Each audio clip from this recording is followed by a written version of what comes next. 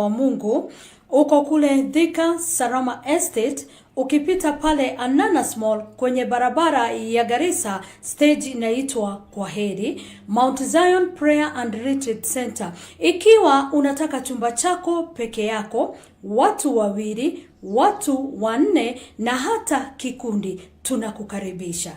Vitu vyote ambavyo unatumia kule kwenye mlima tunapeana.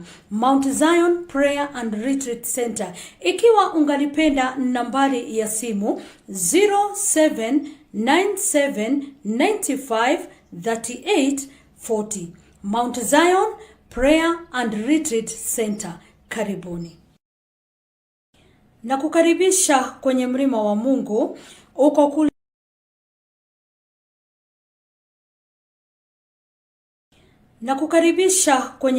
Mungu, uko kule Thika Sarama Estate, ukipita pale Ananas Mall kwenye barabara ya Garissa, stage inaitwa Kwaheri, Mount Zion Prayer and Retreat Center. Ikiwa unataka chumba chako peke yako, watu wawili, watu wanne na hata kikundi, tunakukaribisha.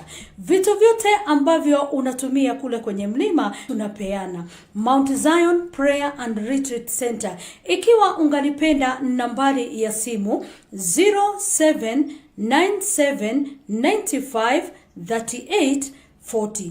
Mount Zion Prayer and Retreat Center.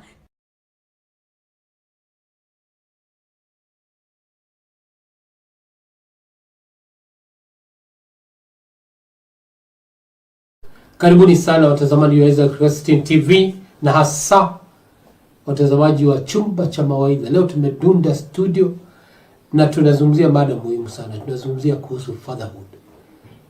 Takwimu ambazo zinatupata ni kwamba kuna udhaifu mkubwa sana. Na tukiangalia yale mambo ambayo yanafanyika katika jamii ama ina social areas, zinaoneshana kwamba kuna mchango mkubwa kwa udhaifu huo wa fatherhood katika familia zetu. Na leo ninamshauri nasaha Eliud, na tungependa tuzungumzie kwa kina na mapana, tuweze kujua changamoto zile ambazo zinachangia kwa fatherhood, na pia ushindi ule ambao tumeanza kuona na yale mambo ambayo yamepata kubadilika.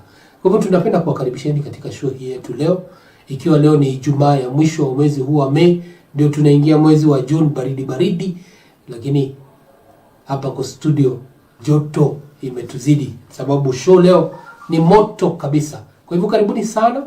Wale ambao ni wageni, naomba kwamba muweze kulike na kuandika comments zenu, na pia kusubscribe, na pia kufinya hiyo notification bell, ili wakati tunapoleta show kama hizi, basi usiwe wewe ni wa kuambiwa, lakini unakuwa katika mstari wa mbele kuweza kupata show hizi. Kwa hivyo karibuni sana, na napenda kukaribisha Eliud ambaye ni mshauri nasaha, ambaye tutaweza kuzungumza kwa kina na mapana kuhusu fatherhood. Karibu. Asante sana Bazuu. Naam. Na ni siku nyingine njema. Naam. Unajua kila wakati ambapo umeanza show huwa napenda ninaanza na Kiswahili kidogo, then sasa ndio na shift sasa pole. Naam. Nisitoke tu kwa Kiswahili alafu niende kwa Kiingereza. Mpenzi mtazamaji, na kusalimu sana. Leo ni siku ya Friday ambayo huwa tunafanya mazungumzo kuhusiana na mambo ya kimawaidha na kimawazo ambayo huwa tunakusaidia. Na for the last several Fridays we have been focusing more on men, fatherhood, men in relationships and all that. So now today we are here so that we can look at fatherhood. We look at the challenges. What are some of the challenges that men are going through, men who are fathers now? What are some of the wins, some of the amazing things that are happening in the family setup that now men are celebrating? Today we are here so that we can talk to men who are fathers out there, all fathers, and those aspiring to become fathers in whichever capacity, whether it's biologically or through adoption or through whatever other means. Then this show is for you. Today we look at how men, what is happening with men who are in relationships, what they are achieving, how they are getting treated, what is happening, the changes that have occurred over time in the society, in the family setup, the ones especially that are affecting men, so that now in the today's society we find there are so many challenges and issues relating to fatherlessness in the families. Thank you so much, Bazuu. Asante, karibuni sana. Napenda kushukuru mshauri nasaha kwa kuweza kutuelezea yale ambayo yanajiri. Na labda baadaye tutazungumzia kuhusu takwimu zile ambazo tuko nazo kuanzia hapa katika nchi yetu ya Kenya na pia hata kwa ulimwengu ujumla. Tunaona changamoto zile ambazo zipo hapa Kenya pia hata na ulimwengu zipo. Na kwa muhtasari ni kwamba katika kila mtoto mmoja, katika kila watoto 5 utapata mtoto mmoja hana wazazi wake ambao walikuwa ni wazazi wale wa kumzaa. Anaishi na aidha majirani ama wadhamini ama mzazi mmoja, na hiyo huchangia pakubwa sana. Tutaona kwamba baadaye akizungumzia, tutaona kwamba mchango wa baba ama fatherhood katika ulezi wa mtoto unachangia mambo karibu 8 muhimu sana, na ni vyema tuweze kuyatambua mapema hata kwa shule. Na ningependa wale ambao katika shule, katika makanisa waweze kujua kwamba ni washikadau muhimu sana ambao wanahitaji kujua nafasi yao na mchango wao katika fatherhood, na ndio tuweze kuanza show. Ningependa uweze kuzungumzia kwa kawaida mwanaume katika malezi ama katika familia kuna majukumu yale ambayo yalikuwa ni kawaida, lakini sasa mambo yamebadilika. Labda ungezungumzia kuhusu haya alafu tuendelee kwa mambo mengine. Naam. So in the past probably about 30 years, I think the shift has happened from the last allowed 30 years when we came now to 2000s. I think in the 90s, the kind of parenting that was still there, it had not shifted to the kind of parenting that now has metamorphosized to this point now, in 2025. So within this period, if you can look at the past, culturally, in the past a man was only required to provide, that is finances, to be there financially, and to be there to provide security. A man was never required to be there for much more than that. He is able to provide for his family, the family can eat well, the family, if there is education, he can pay for the education, and then he offers security. That this family, they feel secure that there is a man in the house. They feel that they are safe because there is someone who is protecting them in other ways. Those times, now to us who are brought up by such parents, because now when I'm talking about this, I'm talking about the parents now, our parents, the ones who brought us up. Those parents, they never really concerned themselves with being there emotionally for us. Most of the times, majority of us grew by only seeing our parents once in a month or twice in a month. Because like my father, he used to work in Nairobi. So he would only come home one weekend in a month. Yeah. So you come on most of the times on Friday night, and then he'll be there on Saturday full day, and then now he'll go back on Sunday because he has to be at work on Monday. And even this Saturday when he is at home for the full day, now that's now the time when now he has to tell us how much we have neglected the cows, and now the milk is little, the production of the milk is little down. Yes. Venye fence tumeachilia fence imekuwa ng'ombe zikipita zinaharibu lakini hatujafanya anything. Venye nyumba haijapaliliwa, venye kuku sijui hazijafanywa nini. Ile mambo tunasema authority. Yes, the authority now. So even this day when he is there, most of the times we are like kuna venye dada anaweza kuja Friday night arudi Saturday very early in the morning, because now here Saturday ilikuwa mzuri sana because again now we are there the whole day. So the fathers at that particular moment now, they were not required to be there emotionally, and that has changed a lot. Because if there is something that a father in the present era has to do, is to emotionally be there, because that is lacking a lot. So the shift happened. There are so many theories, there are so many ideas and reasons why this happened. But most of the times, I look at it like this, that one day someone decided that what had been happening and how the parents were parenting now their kids, there was something lacking.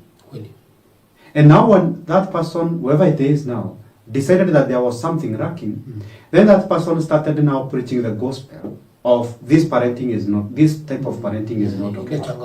This one is not okay. And then everybody now started doing assessment to the parenting. And now, you see, when you raise an alarm, everybody now turns to deeply look at what you are talking about. And so over the years, a lot has changed. And to me, or according to me, the changes have created more chaos than benefits. Because today, the number of children who are psychologically, emotionally affected by the kind of parenting that we have right now, then there are so many. There are many. Because when you are looking at the statistics, we are looking at a 45% population of kids who live without their parents. Yes. That's almost a half. So if you have 100 families, about 45 families, they are single parenthood families. And so that has been created by the changes that have come up. So now the shift now has required the man, if you can look at that, the shift now has required the man to not only provide security and financial well-being, but also to be there emotionally. Now also to provide the finances. Yes. Also to provide security. At the same time, the same man now is also required to take care of other societal needs. You know, in the society now, in the general society. So you find that this man is too much engaged in taking care of other things and other people. And so he has little time, if any time at all, to take care of himself. So every morning he wakes up is, number one, firstborn, hana he. Secondborn, hana he. Thirdborn, hana he. Fourthborn, hana he. After that, so the person who is reporting definitely is the wife, because you know most of the times as the kids, you go to your mother and then unamwambia sina hii, nimefukuzwa hii, nimeambiwa natekana hii, blah blah blah. So now the mother has to give the report most likely in the morning, because this kind of a man, yes, definitely comes home at around 10 or 11. And now at this particular time when he is coming home, he can't, everybody is asleep. So the report has to be given in the morning. And so now, the wife has reported firstborn doesn't have this, secondborn, thirdborn, fourthborn. And then now she has to add her needs on top of that. I also don't have this, I also need that, I also need that. Plus the rent has not been paid. I think that yes, tukiangalia token imebakisha unit 0.01. Gas now kulingana venye nasikia ni kama inataka kuisha. So kama chai hivyo. Yes, so this man, by the time now he is getting into his office, he has already had enough of the day. He's already tired, he's already strained, he is already drained by the time he is getting to work. So that is the kind of a man, the kind of a father that we have today. The kind of a person who is struggling with the economy that is in ICU, whereby you try to work things out. For most people, you try to work things out, and maybe because of the taxes and so many other things, you are not able to get much profit or yields from whatever you are doing to be able to effectively take care of your family and take care of yourself. So there has been that shift, that we are moving from a man who is just providing financially and providing security and authority now, which is part of that. And now we are going to another man who is providing that, and now equally, even on a bigger scale, required to be there emotionally. And I think at the same time, that is why marriages used to work better than they do today. And that's why I've told you that the shift has created more damage than it was. Because during our times, despite most parents and most families having to persevere when there is abuse, there is struggle, there is pain, most marriages those days used to work way much better than they do today. Yes. Asante sana mshauri nasaha.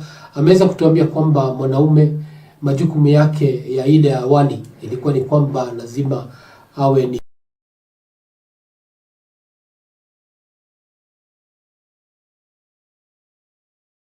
anaongoza mamlaka. Lakini mambo yamebadilika, sababu Kenya yetu imebadilika na ikakuwa na mambo, hata pia kwa ulimwengu kwa ujumla mambo yamebadilika sana, na tunaona kwamba lazima mwanaume awe hapo na aweze kuchangia emotionally. Na wenye mshauri na saa kama mwalimu wetu Eliud, inasemekana kwamba wakati kama ukaribii ama kusogelea mtoto wako emotionally, kuna mambo ambayo hayaendi vile yanatakana, na ni vyema basi mwanaume aweze kushika hiyo mambo. Na mwenyewe amesema kwamba sababu ya kubadilika kwa mambo haya mambo yamezidi kiasi ya kwamba imemsonga kimawazo na imefanya hata yeye apatwe na ugonjwa ile ya kifikra. Na kwa kawaida na katika mila na desturi za Mwafrika, mwanaume bado anaambiwa jikaze kisabuni, na hapo ndio changamoto zinaingia. Na ndio unapata wanaume wanaingilia katika mambo ya uraibu wa kunywa pombe. Wengine wale ambao hawatumii pombe wanaingilia mambo kama mipango za kando, na vitu kama hizo ambazo zinaathiri maisha na actually zinafanya jamii iwe ina changamoto nyingi zaidi ya vile ambavyo ingekuwa. Kwa hivyo nataka nirejee kwake na aweze kutuambia ni nini hasa mwanaume anaweza kufanya wakati anaposongwa na kimawazo. Nini badala ya kukimbilia dawa za kulevya, unywaji wa kileo na mambo kama hayo, ni nini hasa anatakana afanye, sababu mchango wake kwa jamii ama kwa familia ni muhimu sana. Karibu. Yeah, so what I can say is this: a fatherless family is most of the times a very unstable family. A fatherless family is most of the times a very unstable family. Yeah. Because the woman who is left to take care of the kids, society has not brought up a woman, other than now the kind of women that now are being brought up now, the ones that are girls, yeah, and young teenagers and young adolescents. A woman who is in her 30s and she is in a relationship, she was not nurtured by the society or by the upbringing to take up all the responsibilities of a man and a woman in a family. And so if she has to do that, to most of them, yeah, it is a struggle. So a struggling woman who has to take care of kids, most of the times she cannot be there, no matter how much she would love to. She cannot be there emotionally for the kids. So the stability can come in the family, and most of the times this is where now the stability comes in. Yeah. That the father is able to take care of the basic needs, and the mother is now able to provide the other needs. Others are also basic, like emotional attachment, being there for the kids, listening to the kids and understanding what their welfare and their well-being, their wellness. They are equally important, they are equally basic. But if now it is one person who has to do all that, yes, if that is it just one person who has to do all those things, then it becomes a big challenge. You see? Yeah. So a father who fights himself or those fathers who fight themselves in a situation whereby now they have to take care of all these basic needs, all these duties, all these responsibilities, then he has to find a space in his business schedule of taking care of his family. He has to find a space to take care of himself. Because as a man, if you don't take care of yourself, then how can you be able to take care of others? You can't. Because we can't have a weak father bringing up strong children. There's equally, we cannot have a weak mother bringing strong kids. And when I'm saying weakness, I'm not talking about physical weakness. I'm talking about emotional and this business whereby you don't even have time to know what is happening to your kids. So a man caught up in this parenting kind of a situation, he needs to understand that most of the times he needs to take time to breathe. He needs to take some time for himself so that he can be able to pour onto the other, to the entire family now. So this shift now is almost made impossible or highly challenging because again of the stereotypes that we have in the society. Because no man wants to be painted yes, kwamba hatoshi boga. No man wants to be painted as you are weak, you are a failure, you can't take care of your family, you don't know what it takes, And that's why, in the present society, a man would rather learn from home than stay in that house where the kids are suffering and the woman is suffering. Asante. So the man would rather disappear, atoke tu nyumbani awaache, kuliko akae hapo and then withstand the shame from now where from the society and other people. So the stereotyping that the man has to be strong always, that the man has to be the only one providing, that the man has to never show any form of emotions. You know, as a man, wewe nini inatoka ni machozi, unaponga ngabumeza hiyo, so all that, you know, we can't afford looking at a man shedding tears. So any man who is going through that kind of a situation as a father, you need by all means possible to slow down. It's okay to give your family an amazing life. But there's something that I think you have mentioned. Yes. That your child has a very high possibility of remembering the day there was abuse at home or violence at home than remembering a day you took them out to Mombasa. True. So you try to ask your child, why are you suffering? You know, you guys used to fight. No, we didn't used to fight. We were fighting, but you don't remember the day we went to Mombasa? Yes, you don't remember the day we went to Masai Mara? No. Yes. You don't remember the day I surprised you with a big birthday party? No, I don't. You don't remember I don't remember any of the good stuff that you did. Why? Because the single not good stuff that you did, it's just eroded everything else good that you had done. So for as long as a man you really want to give your family that luxurious and amazing life you want to give them, at the same time you need to remember there are things which are more important than the finances and anything else that you think you should be giving your family. Yes. Kuna anaitwa Maya Angelo alikuwa ni mwandishi Muamerika, alisema what you do hisia ile ambayo unaacha mtu nayo ndio mtu anakumbuka. People do not care about what you have done, but they care more about what you have done to them. The emotional aspect inashika zaidi kuliko mambo makubwa ambayo utakuwa umewafanyia. Vile hao walijihisi kando na vile umewafanyia. What you made them feel is more important than what you have done for them. Na ndio hiyo umesema kwamba yule mtoto atakumbuka vita vile ambavyo vilikuwa kwa nyumba zaidi ya vile ambavyo uliwapeleka Mombasa kwa holiday. Kwa hivyo ni muhimu sana mtazamaji kwamba baba aweze kushikilia nafasi zake kwa uzuri. Na hii inanipeleka sasa kwa kuangalia changamoto zile ambazo mwanaume ako nazo ama familia iko nayo. Na hiyo nataka tuzungumzie kuhusu fatherlessness. Na umepeana takwimu kwamba out of 45 in 100 watoto Kenya ni watoto ambao hawaishi na wazazi wao wa kuzaa. Wanaishi either na wadhamini ama ndugu na marafiki ambao ni wa karibu. Kwa hivyo tuweze kuzungumzia fatherlessness na nini hasa inaleta fatherlessness katika society zetu. Karibu. So we have mentioned about the statistics and we have said that 45% of kids are living in single parenthood families. 1 in every 5 kids is living with an absent father.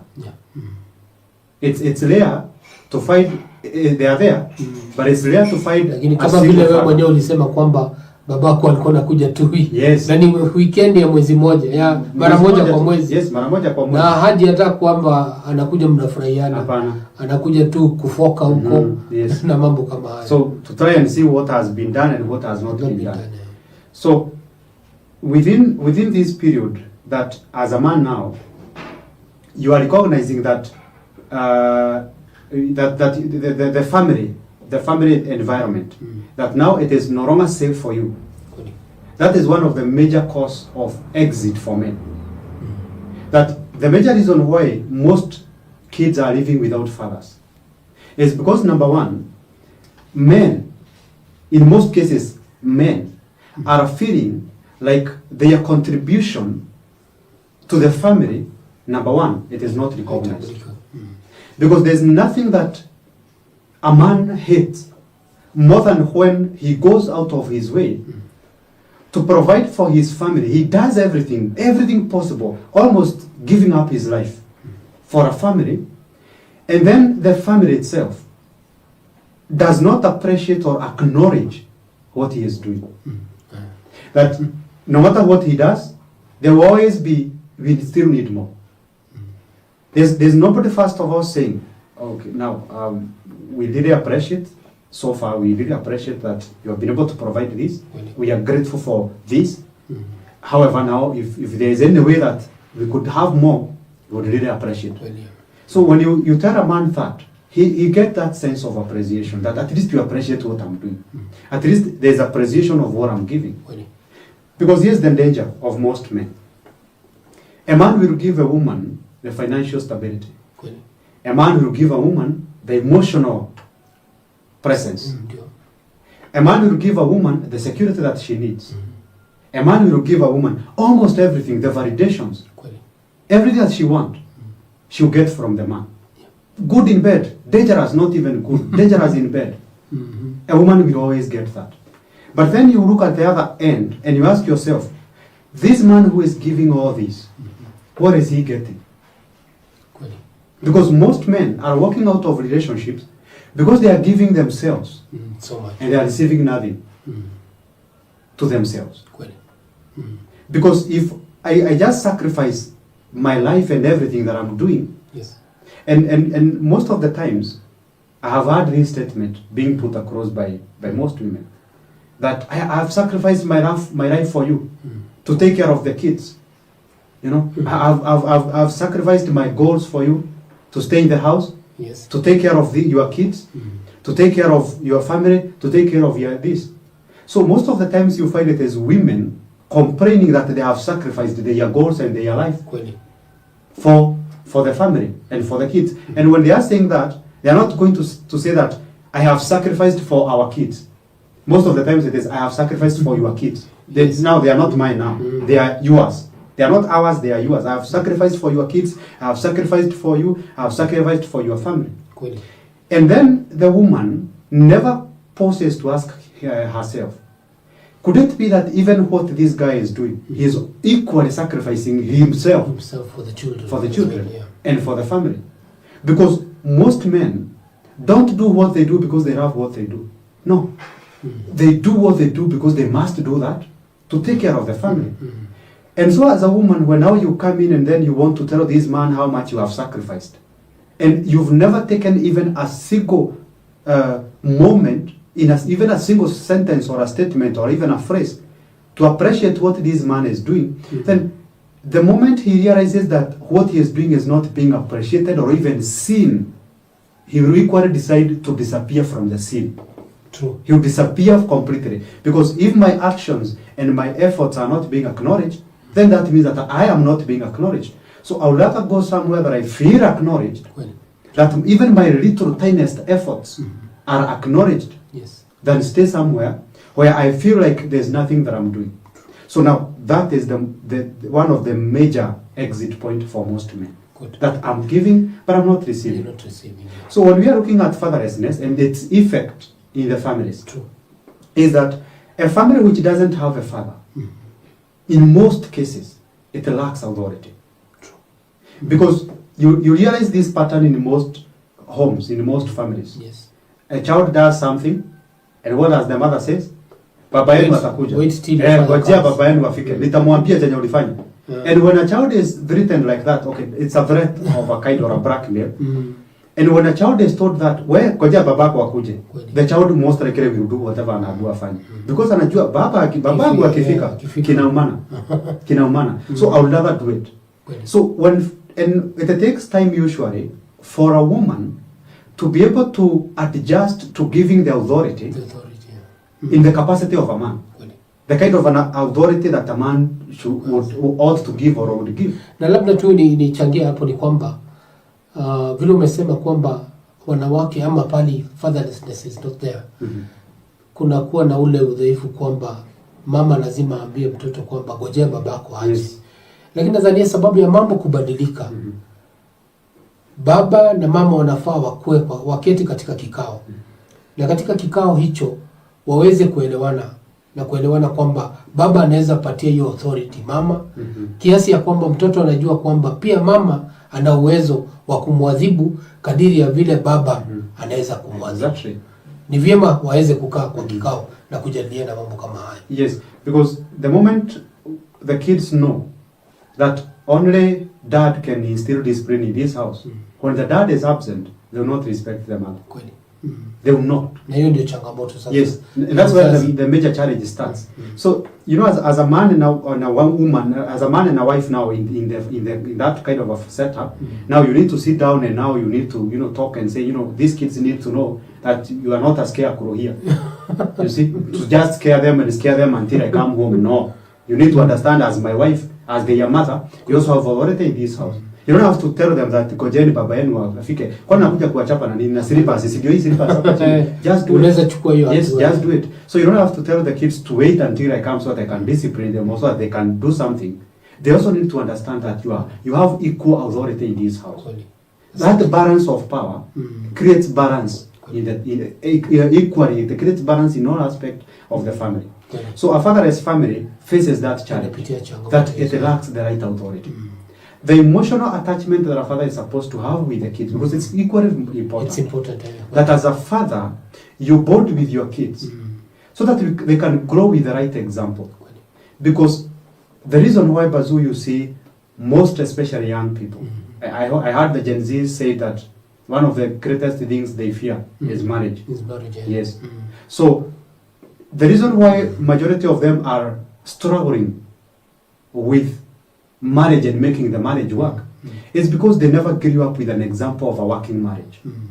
They grew up with examples, hundreds of examples of dysfunctional marriages, starting from the same household, extending to the entire village. That one is a drunkard, this one is an abuser, this other one is this, the other one is absent, the other one never shows up home, the other one is always making noise, the other one is like that, the other one. So in the entire village, because when we are talking about 45% is not a small percentage. Yes. So if you have, if the 45, if within a community of 100 people, the example of fatherhood you have grown up with, 45% of it is having a negative, is having a negative impact on you. Then you will equally struggle when you find yourself, because majority of these people, they find themselves in marriages. You don't know how you got there. Like you wake up one morning and you're like, you hear someone saying babe, and you're like, babe, and yeah, we got married. We have been married for 2 years. Married? I didn't know it has happened. You know, most people find themselves in marriages.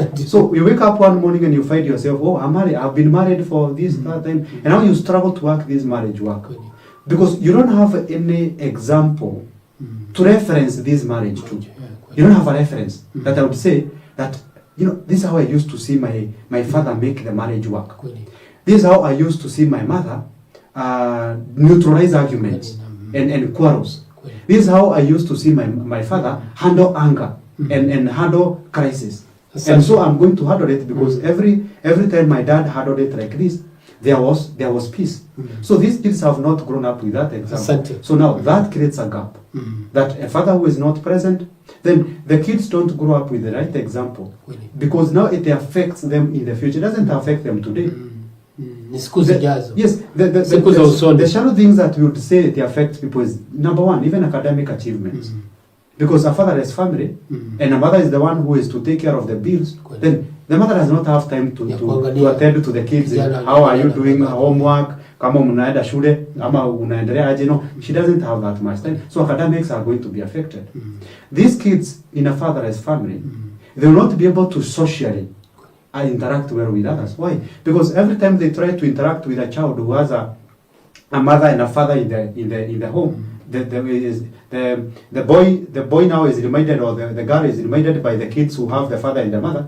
Hata hiyo jinga yako hata ndio ilifanya baba yenu awaache. I've heard that a lot in therapy. Yes, because now this child now starts to have low self-esteem, and this child cannot effectively interact with us. So socially they are affected, academically they are affected, spiritually they are affected. Na umezungumza jambo muhimu sana. Juzi nimepata nafasi ya kwenda kwa shule, na ni shule ya vijana.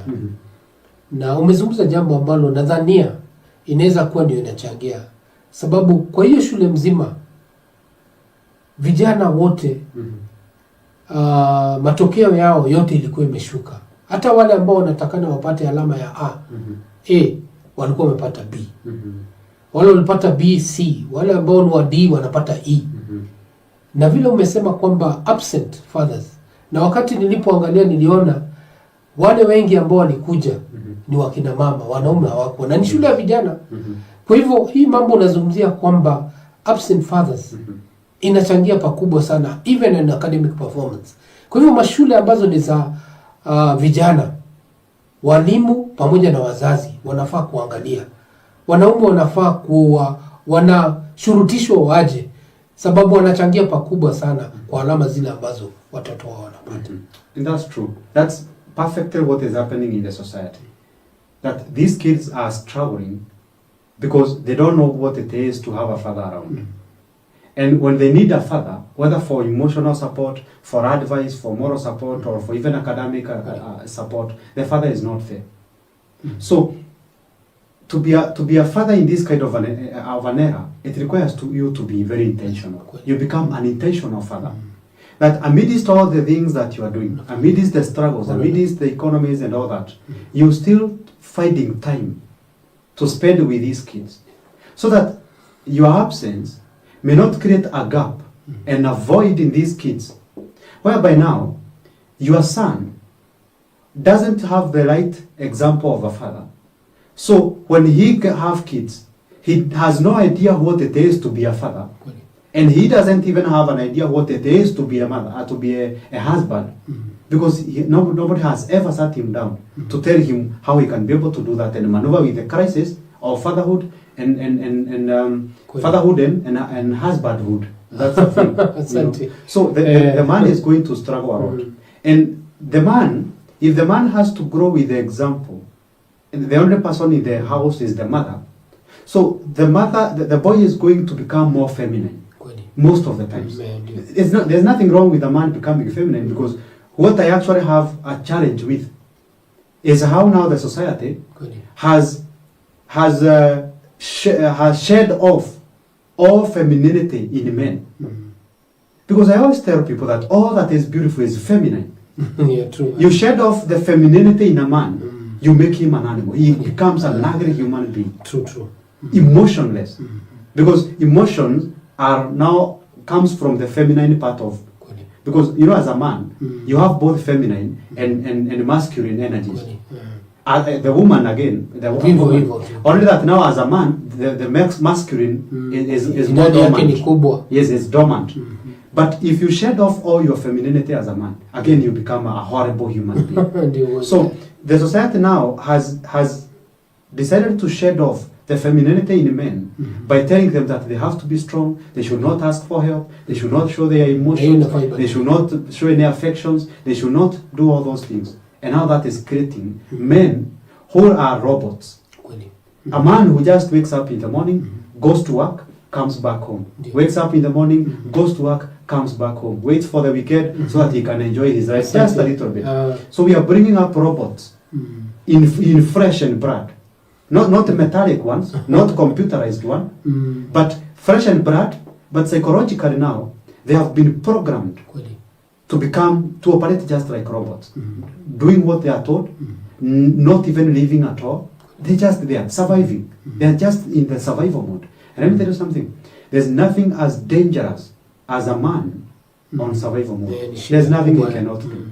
Yes. Asante sana mshauri na saa mtazamaji, tunazungumzia kuhusu fatherhood in Kenya and even in the world over, na tumeona kwamba fatherhood wanapitia changamoto ambazo zinafanana, na tumeona kwamba ni jambo ambalo limekithiri ama limekita mizizi katika nchi yetu ya Kenya na pia tena ulimwengu. Takwimu zinatuonyesha kwamba unapata ukienda pande za Amerika unapata kwamba wazazi wa wanaume ni wengi sana.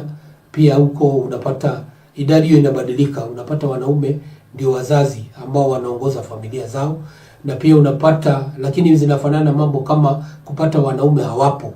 Na pia mwalimu ameweza kutuambia changamoto zile ambazo watu wanapitia ama watoto wanapitia sababu wanakosa mzazi wa kiume ndani ya familia. Tumeona kwamba inaweza fanya kwamba wajihisi kama hawafai, self esteem yao inakuwa chini, na pia tunaona matokeo yao ya masomo yanakuwa yameshuka. Kwa hivyo ni mambo ambayo tunafaa tuyazingatie sana. Na sasa nataka tubadilishe. Labda tunauliza Bazuu, leo mnazungumza tu mambo ambayo changamoto zile ambazo wanaume wanapitia. Nataka sasa tuzungumze mambo yale ambayo yamebadilika. Wale baba ambao wamepitia, wamejipata sasa ni vijana, wanaweza fanya nini ili kuweza kubadilisha hiyo hali ambayo iko katika nchi yetu? Number one thing, Bazoo, that I can say is this, that especially if you are brought up in a single parenthood family, and now you are at the age where you can even watch this show, you are at the age where you can depend on yourself, the most important thing you want to start doing is reparenting yourself. Reparenting yourself. You don't have to come from a perfect family to be perfect. Most of the times, even what we see is people coming from the so-called perfect families, but they don't turn out to be perfect. So coming from a family, a single parenthood family, does not mean that now that is going to be your fate. Because I've also heard some people say that I think it's a curse in our family because I was brought up by a single mother, and now I have separated with my wife, and now most likely now my kids are going through the same thing that I went through, and now the kids to my kids now most likely will also have to go through the same thing. No, you don't have to go there. You see, you just have to become intentional at the point which you are in. You have to be the one bridging the gap, becoming the bridge now. That now, from here onward, we are not going to have kids being brought up by single parents. And if the relationship between you and the mother to the kids, now your wife, is chaotic, I'm not saying that you should get back together. No, you don't have to be present every day. You don't have to entertain things that you don't want to. You just have to make sure that you are there for the kids. Go pick them up on the weekends. Take them take them out. Yes, every evening, just pass by and say hi to them. Take them from school if you're privileged maybe to have a vehicle or something. Take them from school, take them home, and such things. Spend moments together, spend time together. Sometimes go have dinner. You can, if you don't have to sit on the same table with your wife now, the ex now, you can just tell her to go and visit a friend that night. Yes. So you just become intentional. So if you are a parent and you are a parent, and you went through the kind of a family that we have talked about with an absent father. Yes. So you have to make sure that by all means possible, you reparent yourself. Reparenting means that there's a child in you as a man, especially now that we are talking about fatherhood. There's a boy in you as a man which has been craving for a father all along. There's a boy in you that is saying, I need my father. I never had opportunity to stay with my father. I never experienced fatherly love. That boy is still within you. Because this is the question that I always ask people. When you take a seed, and Bazoo, I would like to ask you that question. When you take a seed, is the tree in the seed, or is the tree ahead of the seed? The tree is in the seed. The tree is in the seed. Meaning that after 10 years, the tree which will be bearing fruits was in the seed 10 years ago when that seed was not even planted in the soil. So the tree was still there. That tells you that in a child, which is now a seed, let's take a child as a seed. In a child, the adult which the child will become, that adult is already in the child. At that particular moment when this child is growing up, the adult they are to become in the future, that adult is in the child, even when he is here or she is 0 years old, 1 year old. The adult is there. And this adult is observing everything in silence, everything that is happening. That's why, if for example, you plant a seed, and then you don't water it properly, most likely it becomes stunted. So the adult, the 3 will most of hata ikikuwa unapata kidogo ni dhaifu. Exactly. Meaning that what is happening right now is affecting the adult who is already in the child, because the adult is not ahead of the child, the adult is in the child. So this adult who is in the child is observing everything that is happening. And that's why even when you are 30 and 40, something that happened where you are 5 years old can still affect you, because the 40-year-old you today was present 100% in the 5-year-old. Only that now the 40-year-old could not have spoken out and had or anything. So that tells you again that the same thing can be the vice versa. Why? Because the tree is in the seed, and then later we find the seed in the tree.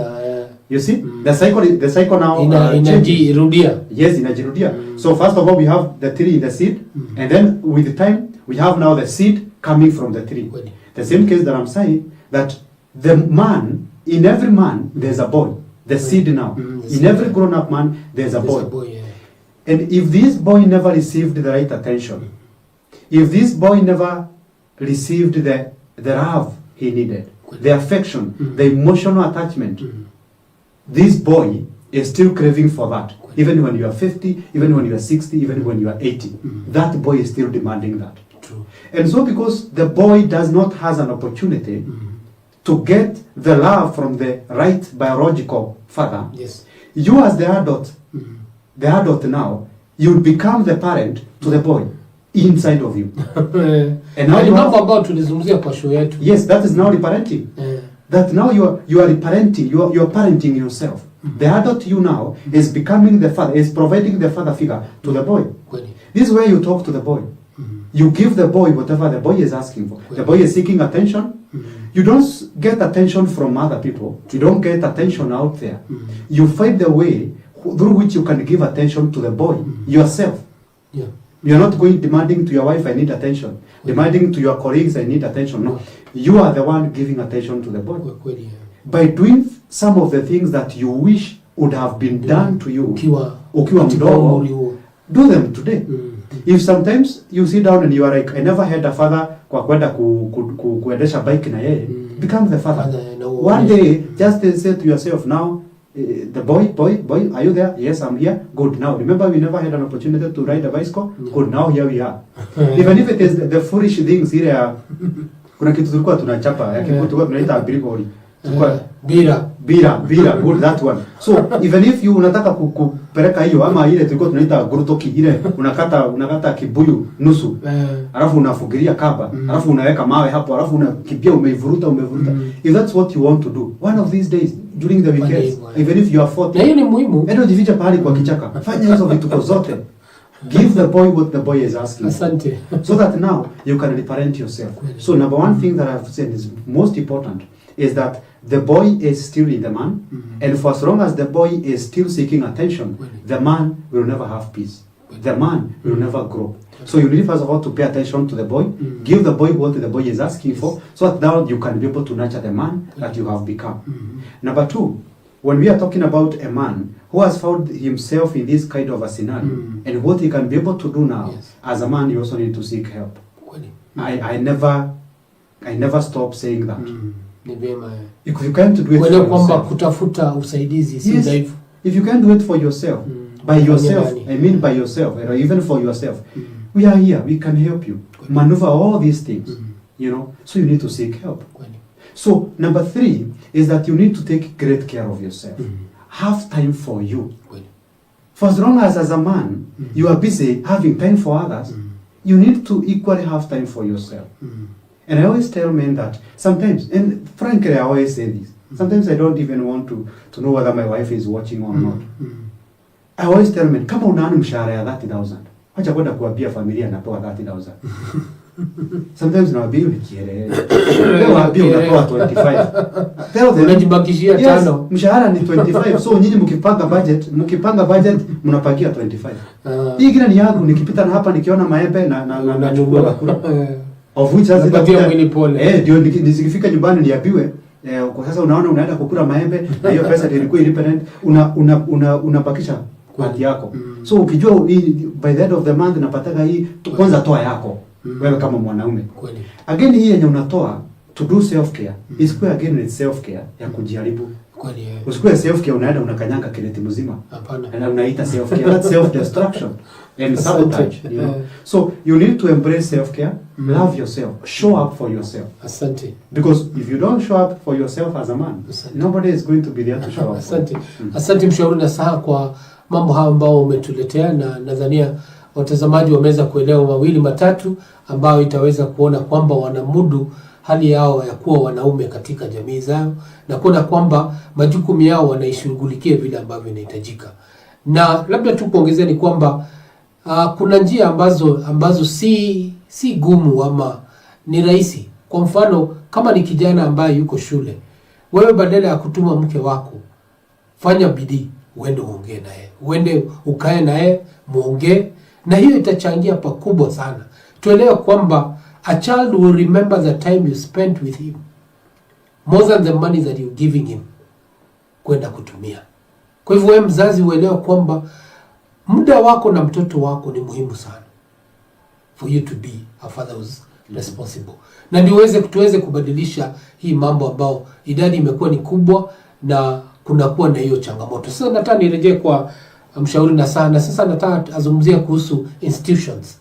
Makanisa yanaweza fanya nini ili kuweza kuboresha hii hali ambao tumeipata ambao ni ya fatherless na fatherhood katika makanisa na pia in institutions za kibinafsi na pia za watu kwa ujumla.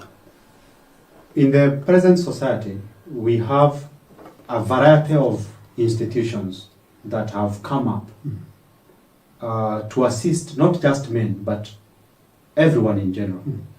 If you can single them out, we can start with the church. The church has a golden opportunity because if you look at the majority of the society members, every Sunday there's somewhere they go in a church. So if church can come up with programs whereby they are going to address these issues, they don't have to do them by themselves. You know, you can invite counselors, you can invite us, you can invite someone who has the know-how, who has now ways of helping men in the congregation. So you invite people to come and talk to men and address these issues. So let me tell you something, that a man, if you keep preaching to a man about Jesus, and then by the end of the day, that man has to go home to a chaotic family. The moment he gets home, yes, he wonders what is wrong with Jesus. He gets home and he's like, Jesus, what's wrong with you? This is the kind of a family that I'm coming home to. So, priest, pastor, reverend, whoever you are, and the religion set up now, why are you not speaking out and helping men to navigate through some of these challenges that they are facing as fathers? You may not give them finances, and this is what I always say.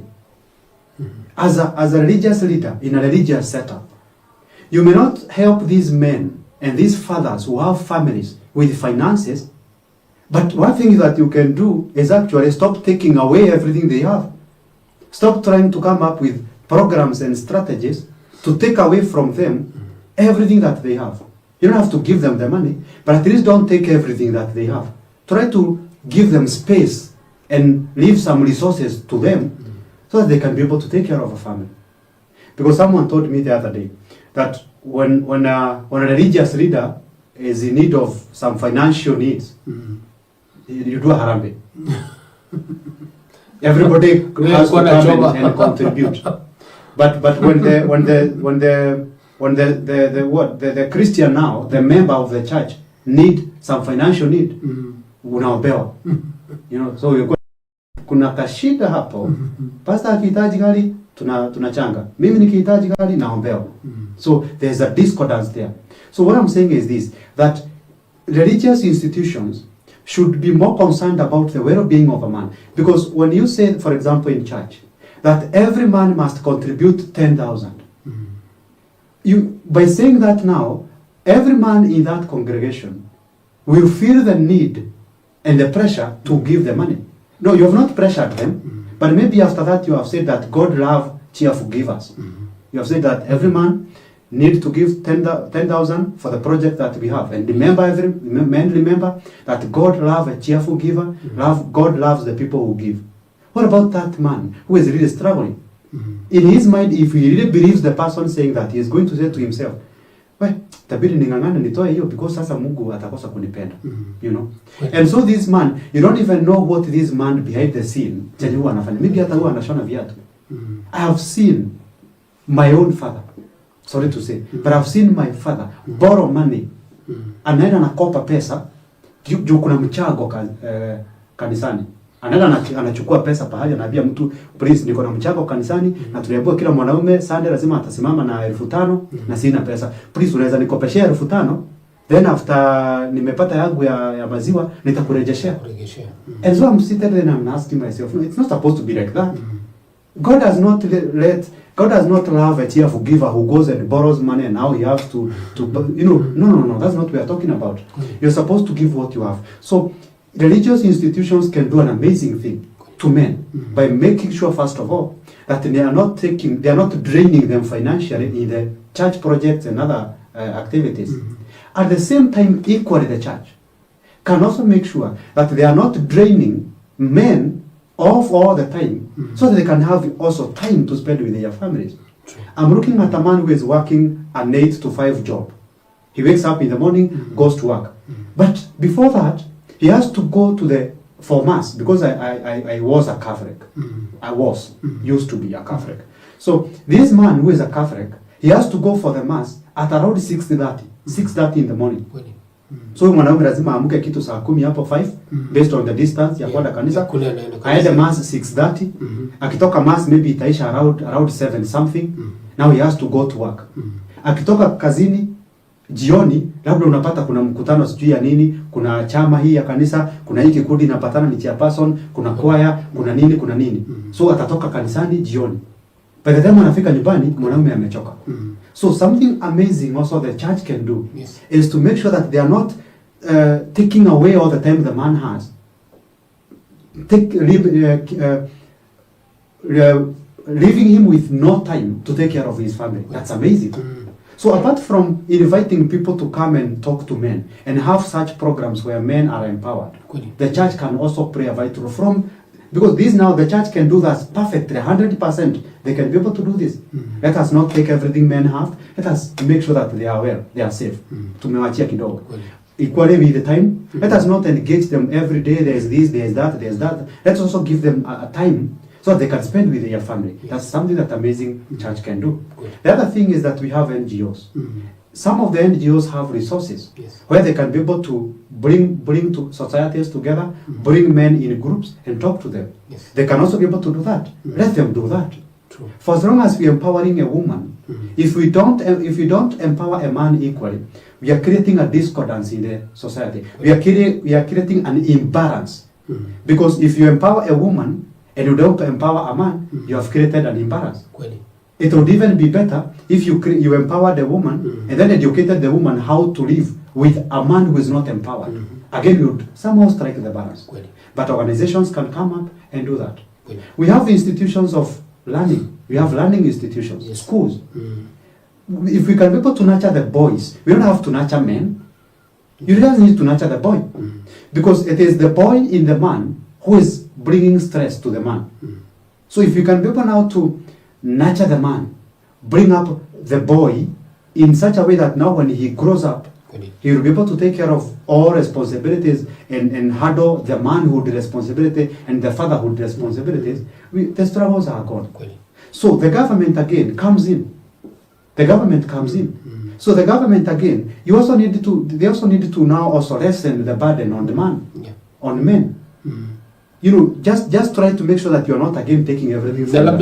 Labda nikiongezea tu ni kwamba umeletea jambo muhimu sana la serikali na juzi wali introduce paternity leave. Sijui kama ni njia moja ambayo imechangia kuona kwamba mume pia yuko hapo na mke wake wakilea ule mtoto mchanga ambaye ameweza kuzaliwa juu. Wakati wetu sisi mambo ya paternity leave haikuwa hapo. It's a good idea. But it's going to fail. Why? Because if you give a man a paternity leave of 1 month, and you don't equip him on how to live with a mother who has just given birth, how to handle emotions of a mother who has just given birth, how to handle a child who is crying, how to handle the situation. So the leave is far more useless. Actually, it's going to be of a burden. Most men, when they are given the paternity leave, they are never at home. Anaamka asubuhi, anakunywa breakfast from mtaa, anakuja jioni. So there is no difference. So if we are increasing the paternity leave for men, we need also to sit down with them and tell them kwa nini tunawapea paternity leave. Si tamia kwenda kurelax. Paternity leave si kwenda kurelax. Ni pipi yako aende relax so that you can help her nyumbani. Kwa hivyo ni kama kusema kwamba in a society wakati vile tuna train the women, pia hata mwanaume pia anafaa kufanya kupewa mafunzo. Yes. Ndio yale mambo ambayo tumempangia ya kuwa kama baba ama mzazi mbaba aweze kuyafanya kwa ile njia ambayo inahitajika, na ndio tuweze kupata matokeo yale ambayo tuliweza kuyadhamiria wakati tulipoleta huduma kama hii. Exactly, because now the reason why you are asking the man to go home for a paternity leave is so that he can make the life of the wife who have just given birth, because for him he has not given birth. So it's to make the life of the one who has given birth some time, na pia yeye apate some attachment with the child. So then that means that this man is going home to make things easier for the wife. So the responsibilities of the wife ndizo zingine mwanaume anaenda kuchukua. Maybe kusaidia kupika, sometimes kusaidia kufua, sometimes kusaidia kushika kupatia mtoto ama mama nafasi ya kulala juu. Yes, ya kulala. Watoto wengine pia wanalia sana. Mtoto harari. So sasa tunamtuma nyumbani ndio yeye akasaidia bibi. Lakini huyu mwanaume tumetuma nyumbani mwezi mzima akasaidia bibi. Aligurua akiambiwa kwamba mwanaume hapiki, mwanaume haoshi nguo, mwanaume hashiki mtoto, mwanaume hachange diaper. Sasa hiyo ndio mambo ambao labda ndio tuweze kufika mwisho. Yes. Sababu mwelekezi wangu ananiambia muda unatupa kisogo. Labda utamalizia na mambo ile ambayo society ama jamii inafaa kubadilisha. Mambo kama hayo umesema kwamba kuna rafiki yangu mmoja ambaye alikuwa katika familia ambayo mwanaume alikuwa takikani. Actually mila na hilo ni jambo ambalo hatukugusia. Labda tutagusia siku nyingine. Ni kwamba mwanaume atakani kupika. Na ilifika wakati wake wa kuenda akaandikwa kazi. Na aliandikwa kazi ambayo ilikuwa mbali na kule ambapo alikuwa anaishi na mali ambapo hajui watu. Unajua mtu alijaribu kupika ugali ikamshinda. Na hiyo ugali iliishia kuwa uji. Na pia ilikuwa ni uji ambayo imechanganyikana na unga. Na alijuta sana. Sababu kuanzia wakati huo aliapa siwezi kuwa na kufa njaa. Sababu nililelewa katika mila na desturi ambayo mwanaume atakikani kupika. Sasa vile tunaongea na wewe sasa hii, huyo mwanaume anajua kupika chakula chote, hata mke wake apiki, yeye ndo anapika. Lakini najaribu kusema nini? Tukimalizia show ya leo tukizungumzia kuhusu fatherhood, ni kwamba jamii inafaa kubadilika. Wakati mwanaume anapatikana na changamoto, asiwe ni mtu wa kukejeliwa, kuambiwa kwamba wewe utoshi, wewe ni mwanaume aina gani. Hebu zungumzia hiyo kwa dakika 2-3 alafu tuweze kumalizia show yetu leo. So the society has shaped the man to be who he is. So it is the same society first of all that has to accept that the kind of a man the society has brought up is the wrong man. The society has used the wrong ways to bring up the man because the methods through which the society has brought up the man, they are no longer working. So the society first of all has to agree that there is something wrong here. Now, if now we agree there is something wrong here, how do we make it right? Then they come together and ask themselves now, how from this point forward are we going to bring up men? Because we need to redefine who a man is. We need to redefine fatherhood. We need to redefine husbandhood so that we can give men the enough internal space to feel that whatever they are doing is not against something that was programmed with them. Because what makes most men, because if as a man personally, I grew up when watching my father cook. I grew up watching my father help my mother wash the clothes. Yes, I don't have a challenge. Yes, when the time comes for me to do it, when the time comes for me to do it, I'll be like, actually, to be more manly. That's I help my wife to wash the clothes. Why? Because my dad was a man enough, and he used to do that. You see? So if men now, the boys now, grow up in an environment which doesn't shape them to become men, it shapes them to become authoritative people. It shapes them to become people who just give commands, and they don't participate in any way to assist even in the house. Then we are making a mess out of men. And if we are helping men to help within the house, equally we need to help women to learn how also to chip in to take care of the bills. Because if the man has to help at home, to take care of the house events, then the wife also, yes, you have to chip in. So if you are chipping in 50-50, let it be 50-50 in everything. I'm helping you with at home, and at the same time equally kuna kabiashara umeweka pahali, hiyo jioni nimeshinda nikifua guo, hiyo jioni tutakula, hutaniitisha pesa. You see? Wewe unaleta sasa. Yes. So if you can have that balance again, it's going to work. So when the society need to accept, first of all, there's a problem, and then take the initiative of involving the right people. Because by society by itself, the people in the society by itself, if they think they can be able to do this by themselves, again, that's wrong. They cannot achieve this by themselves.